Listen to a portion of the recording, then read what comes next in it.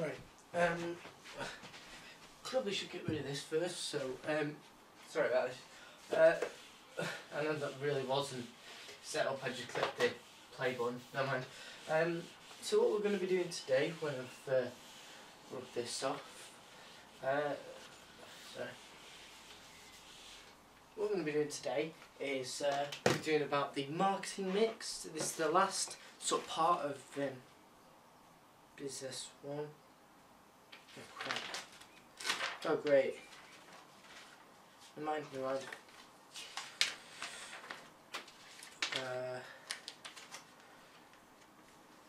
Yeah. Sorry. So we've done marketing. Sorry with this complete mess. First part of this video. So designing an effective marketing mix is what we're going to be doing in this video. We're talking about the marketing mix, what's in it, what influences it, and that's just the general bit. And then we'll be doing a little bit of a case study thing. Next video after that, we're doing about products and the rest of it, giving a bit away there. So just make sure you know what I'm going to cover. Right, okay. So the first thing what we're going to do is we need to put that down. Ask ourselves, well, what is a marketing mix? Well, the definition is basically what influences demand for a product and consumers. So, if you want to increase the demand for your products, you're going to use what we call the marketing mix. Now, these are the key elements really in putting a product together. So, what we're known as the 4 Ps, and I'll put them up.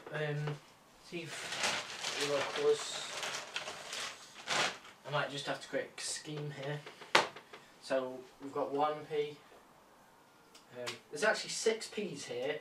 I'm going to write 4 main ones and then put other ones at the side.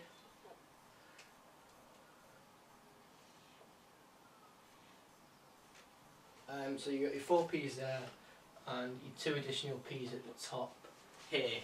I don't know if you can quite see that, but what I've done there is I've drawn 4 big Ps and 2 little Ps, and 2 little Ps represent the 2 other ones that have just recently been added. These 4 ones are the main ones you need to know, so don't really worry about these 2. The first one, it doesn't matter what order you're doing. You've got price, and then you've got product, and then you've got promotion. I'll go through each of these in a minute. You've got place, you've got people, and packaging. So they're your 6 features of the marketing mix. Now we'll go what influences them in a minute, and the rest of the next videos of Business 2, the final ones, I'll just be going through the basics of what price, product, promotion, place, people is.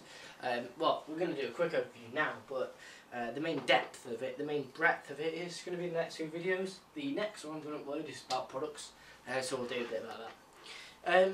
So we'll start, we'll go through a quick overview, as I said, of each one of these. So the products, the first one I put on there, well the second one, first one, it's in the book. It talks about the unique selling price. So obviously that will allow you to increase your price and other stuff like that. So basically what type of product you're producing, price, how you're going to price it. We'll go into something called price elasticity of demand, which is essentially an economics video. So if I haven't uploaded it yet, just look over to the economics channel playlist and it'll be up there. The place where you're going to sell it, so you can sell it on a high street or you can sell it online. You could go on to say, just give a bit of an overview. If you don't sell it online, you're at a major disadvantage because then your shop's not open all the time, you can lose customers to your competitors, etc.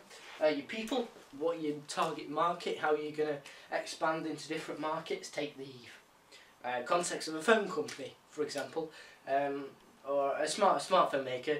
Now if you've filled up the target market, the type of people such as myself, for young people, for smartphones, who are into this kind of gadget stuff. But you have the older generation who are typically, stereotypically speaking, not fond of the newer versions of technology. Buttons are too small, etc. So you could sort of invent a phone for them, which has been done. Packaging, so the packaging looks nice. Now, believe it or not, there was a story about the Cadbury's a while ago, and they changed the marketing. They changed the pack. All they did was change the packaging of their product. They didn't change the product itself. Didn't change the advertising. All they changed basically was a packaging the product. So I've got a wrapper here actually that I've eaten. Oh no, well basically I'll put this here. So this is like a box of heroes, and they would change the packaging of that. It's actually, the heroes are actually in, you can see I've eaten them.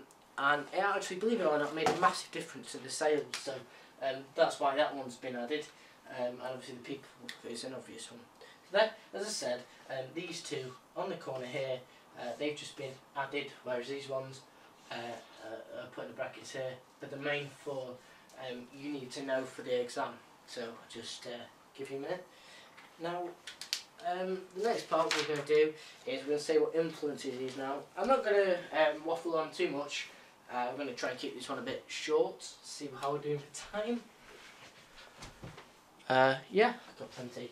I'm not going to write this up because I think it's probably best to leave them up there.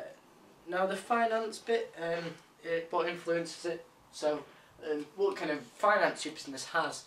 So for example, if you're a multinational company, say Coca-Cola or Sony for example, a recent example was they spent billions just in the one of the recent Bond films that's been out. I think it was Casino Royale or something, and Bond held a Sony phone and he paid him millions of pounds, billions, just to hold this phone.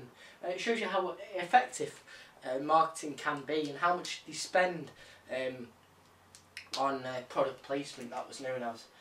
So that just shows you the finance side. So Sony's got a big amount, whereas a small business may only have £500 or a couple of £1,000 to spend on marketing, and they would use a word of mouth as good quality products to compensate for that. So there's no way a small marketing budget is necessarily better than a larger marketing budget if your audience is a niche or a mass market. It's kind of related to something else we've done.